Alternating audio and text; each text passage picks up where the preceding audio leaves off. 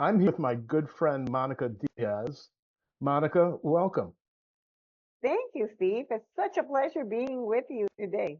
Oh, it's great to be with you. And Monica, just as background on her career, started out. She's been in HR roles, executive roles with blue chip companies throughout her career, starting with Sarah Lee and Merck in her native Puerto Rico before transferring with Merck to the U.S. mainland. And after that, she worked at Microsoft and ESPN and Campbell's and Blue Cross Blue Shield and Royal Caribbean Group. I think I've got it right. You Uh, got it. okay. And then Monica, after that, founded a new venture, DNI MD, where she passes along her wisdom in many ways as a DEI consultant, keynote speaker, a facilitator, a coach, a mentor, and also an author, right? So, Yeah. Monica, I mean, I'd like to talk to you a little bit about some of the things that are going on in the DEI world because it seems to be a time of turmoil right now. Um, okay, I'll let you have at it. What the hell's going on? Yes, it is an interesting, I'm going to use that word, time to talk about human differences, aka diversity. And the term DEI, diversity, equity, and inclusion, had been worked on, developed for years. Yeah, And it really was something that companies were looking forward to doing. It became a quest. People understood the opportunity that it represented for greater productivity and innovation. That was well established. But then along the way, a few years back, very few, it became a bit of a political football. Some people that do may or may not, most likely not, have worked on the practice of DEI, uh, decided to own and spread a different narrative, a different interpretation of what the EI does, the practices, the policies.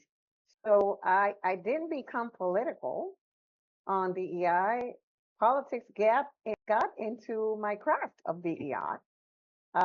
So I had to embrace it. I had to manage it and figure out how to work with it because when as a DEI executive and HR executive for over 3 decades, I have worked on an environments that were more inclined to understand and effectively lead through differences. It was done through culture of the companies. It was done through regulatory conditions that were there before. And the narrative was really in favor of understanding those differences and managing as effective leaders of global companies too. My background is in global companies, so that was the right. environment in which this work was being done. Now, there has been a flip of the switch. Some of the things that were actually encouraged or driven before and developed have become discouraged or even eliminated in some cases. So it's a complete flip of what is the understanding of what companies could do, should do, or might do on the DEI space. Actually, some people might say that DEI is now dead or will be dead soon. Others, like myself, think a little bit differently. We think this as any other thing in life and culture.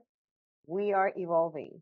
The practices of addressing and effectively managing human differences are an evolution. We are at a point of inflection, and this is actually a good thing. So we can reconsider what is it that has worked well, what is it that could be different, and why we cannot fight human differences. We have always been here to understand human differences, even differences that include people who don't agree with the practices of DEI. So it is something to be understood, to be addressed, and to be managed. Well, and it's kind of the Chinese curse, isn't it, of living in interesting times. Um, Yes. and I wonder um, if if things. if trends continue, whether that means either we figure out how to do something in perhaps a different way about the differences that we have, or unfortunately, another option could be that corporations become less diverse, become have fewer differences between them, and the benefits that come from different perspectives get lost. Hmm.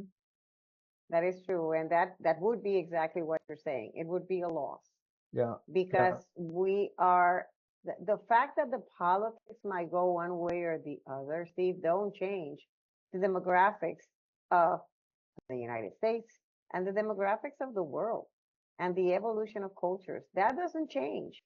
And if it has become challenging, then we will have to figure out ways to manage the challenge. And this exactly. is where the practice of DEI comes in. So the politics might go one way or another, but the issues that we are facing in organizations and in leadership are still here. And now they're more on our faces, if you may. So we Got it. will have to figure out how to effectively manage that to engage people in a way that keeps them, like committed to the organizations that we're a part of. Yep, yep. Monica, you wrote an award-winning book on the topic of DEI. How would you say that your book, From Intent to Impact, the five dualities of diversity and inclusion, can help guide leaders who still face this need, right, to be Mhm. effective engaging people with different perspectives, whether it's social or economical or political or what or cultural. Yeah. So when I wrote the book 4 years ago, it seems like it was yesterday, but it was 4 years ago. The political environment, the social environment, the nuances that we're talking about were a bit different. But even when we look at the content now, when probably the views and the predominant narrative has shifted, the relevance of the content is still there for, I would say, mainly for one reason, which is I never intended, and I did not, write a manual on how to do diversity, equity, and inclusion. Right? It's a very personal view of it. It is, and it is a business memoir. So it looks at what behaviors and what mindsets have worked best in a variety of industries for over 3 decades.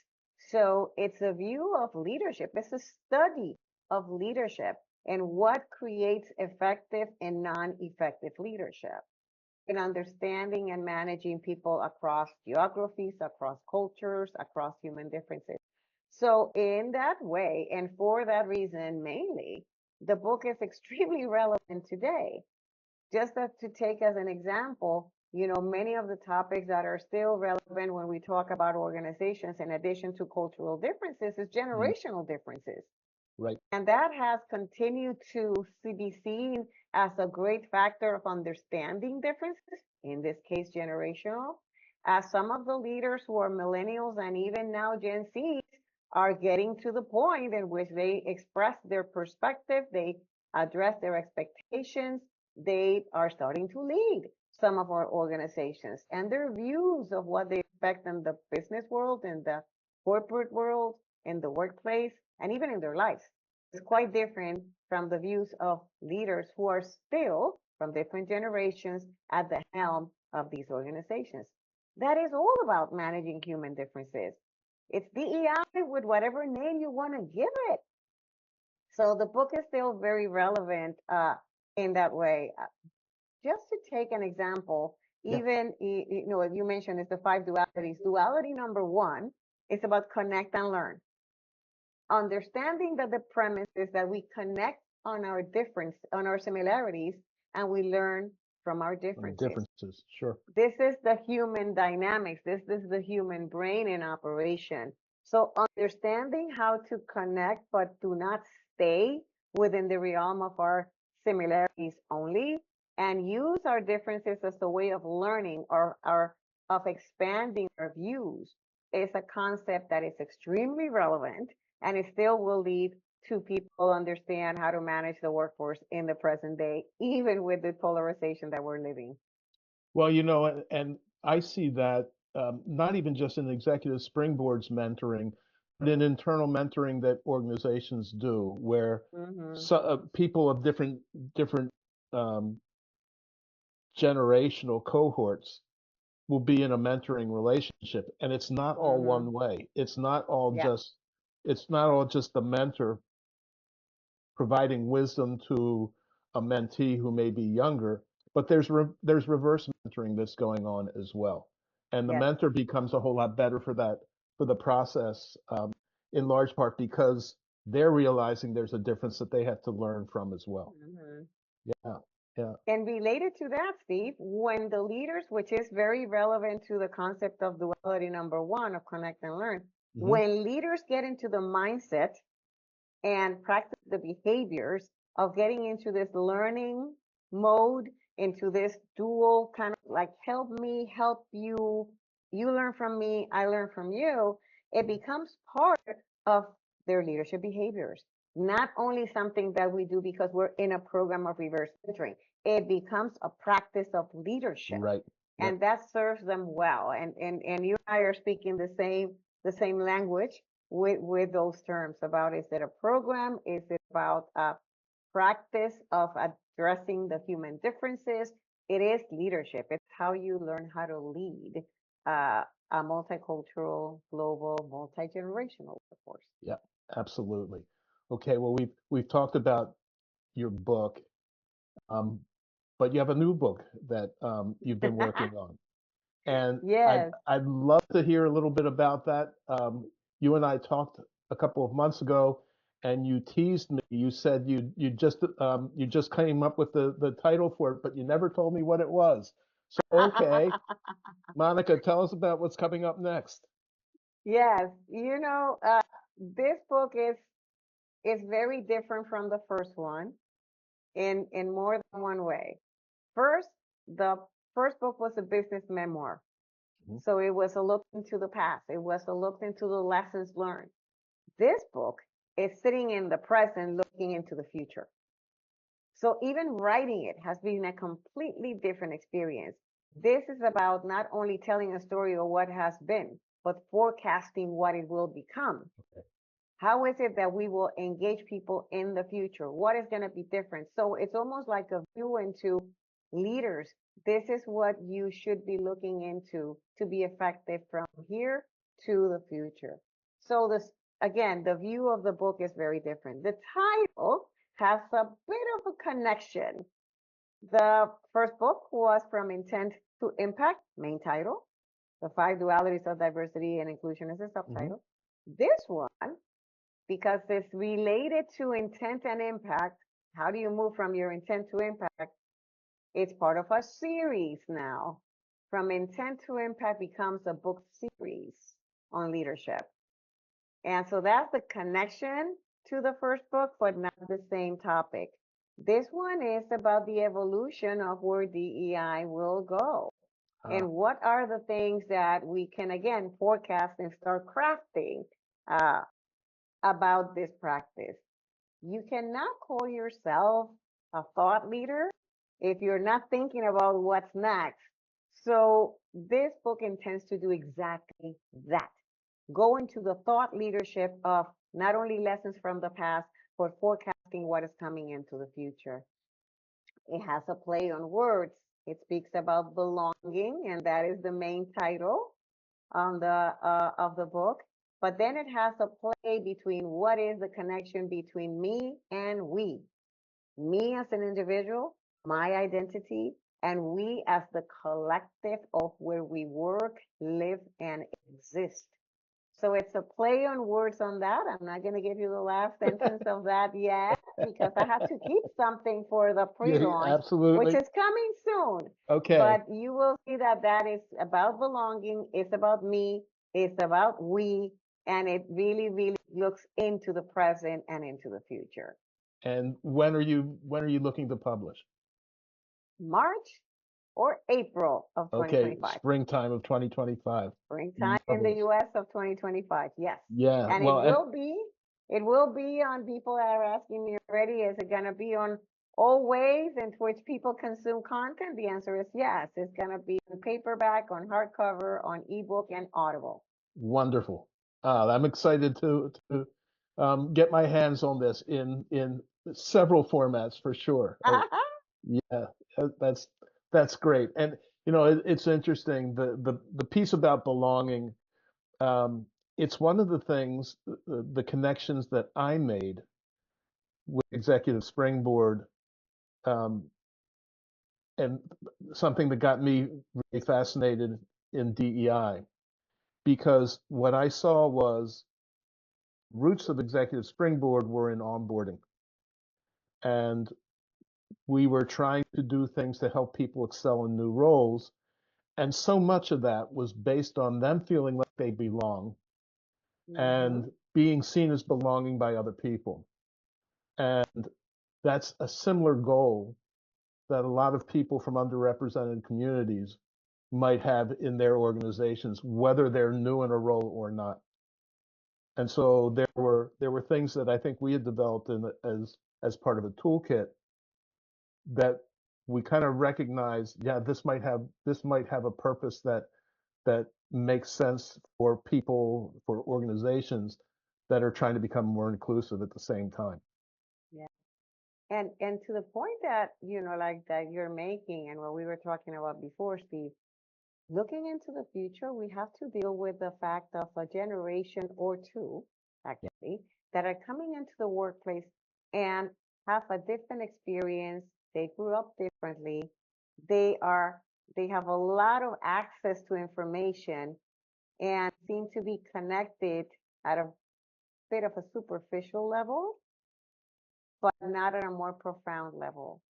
And there's a lot of that in terms of we're really looking into a workplace because it is the society Yeah. in which there's a bit of a crisis of connectivity at the time that we have been all more connected than ever before, technologically, but not internally. That's the People irony, isn't it? project, yes, people project a lot of things on the outside, but it is not the reality who they are, how they feel, what they're thinking, and how are they feeling. And it's almost like sometimes a huge dissonance between the public image, the thing that we see on social media platforms, and the reality of individuals. That is a challenge because it speaks about a crisis in connectivity, that we are disconnected from who we are because many people are projected somebody that others think it's their identity when it's not. Yeah. So that's what the book is all about. How do you kind of like sift through the noise and get to understand who people are, not only because they are underrepresented in the workplace, it's just because they are seeking to be understood and accepted based on their identity, whatever their identity is, Yeah. And the people have to do a better job of putting down their damn phones and connecting to each other. and Right. connecting. Yeah. As I Yeah. told you about, like a property that I own in Puerto Rico, we were talking about that Hmm. before. For years and years, this was more of a vacation home, and it didn't have mirrors, it didn't have internet, and it didn't have a TV because this was the place to come once or twice a year to disconnect with it from everything, to be technologically disconnected, but human connected But to to be the present. family, Yeah. to Yeah. be absolutely present with each other. Wow. Wow. Monica, you've packed a whole lot of insight in a short period of time. I want to thank you for this. And for anybody who's watching this video, how can they learn more about what you and what you're doing? Well, my website is being relaunched as we speak. So I will be publishing the link to it on LinkedIn and all my social media platforms. And I will be genuine as I can be. Again, it's not going to be a facade of what it is. So you can do that via LinkedIn, via all the other social media platforms. I'm present in all of them.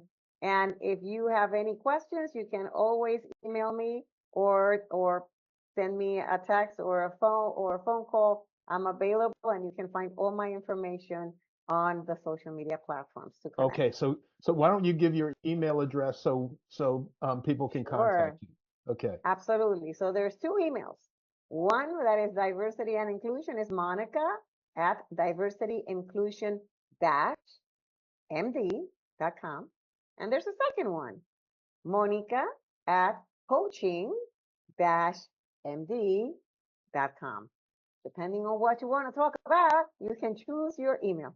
Wonderful. And we'll have to think about whether the MD is Monica Diaz or if you're the Uh-huh. or you're the doctor of coaching or DEI, right? It's an absolutely intentional play on words. Okay. Wonderful. Thanks so much for your time today, Monica. My pleasure, Steve. Always, always a joy speaking with you. Okay.